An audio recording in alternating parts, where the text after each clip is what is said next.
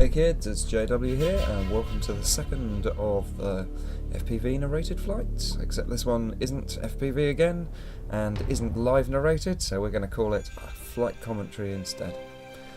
Okay, so went flying on Wednesday. You might have seen my video Autumn Sun. I had great weather, it was a lovely flight, everything went really well, except when I got back I found that, still with the jello. Certain shots, not all of them, mainly ones where I was going forward quite fast, were being ruined by that wretched jelly effect that you get when vibrations are making it down from the props to your camera gimbal, and therefore the camera. I thought I'd got rid of them, but I haven't, so I'm out trying something else now.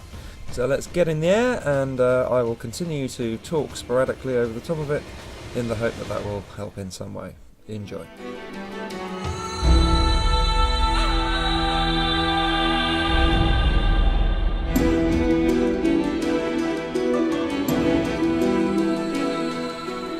Well, here we are again.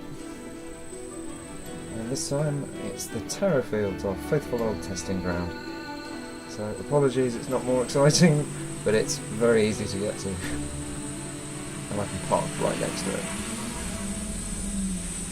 Yep, so up we go, and we're going to start with a low roll across the ground, just to see if anything's going to fall off.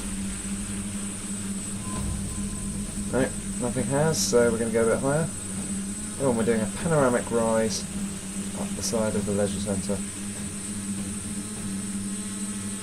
Slightly muted autumn sky there.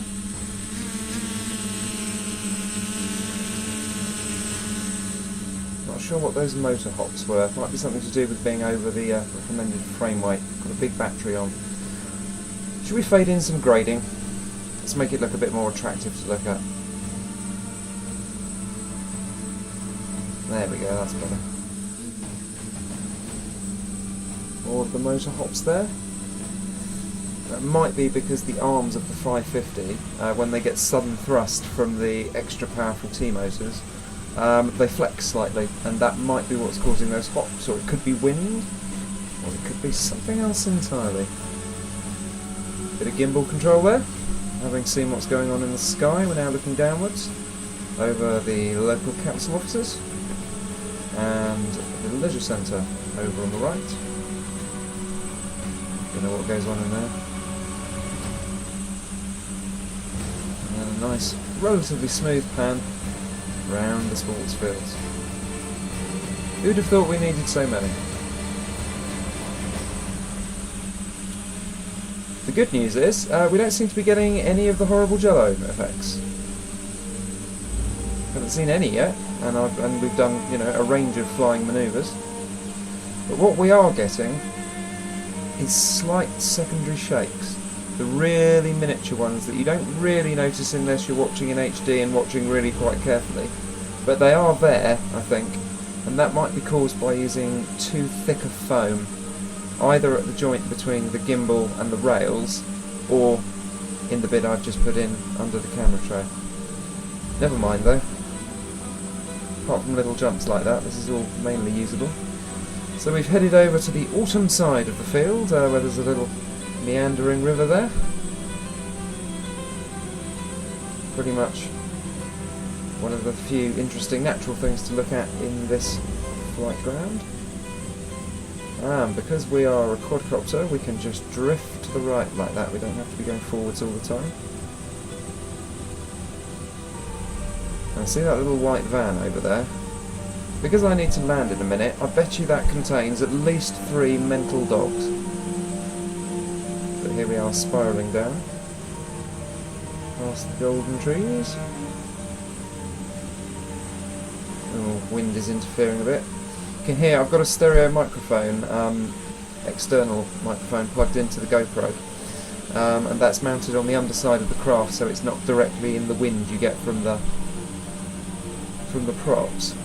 But that gives me stereo sound, so you're hearing the motors in unusually high quality. I think we're using home lock here to drag us back to our home point, because I'm flashing the battery warnings. It's actually wrong to be flashing the battery warnings at me because it doesn't know I'm on an 8000 LiPo. I haven't programmed that into the Naza, so it still thinks I'm on a 5000, which is why it's telling me that it's running low. When I actually get down and unplug it, I will see that it's at 15.6 volts, so had quite a way to go, and I need to rejig that.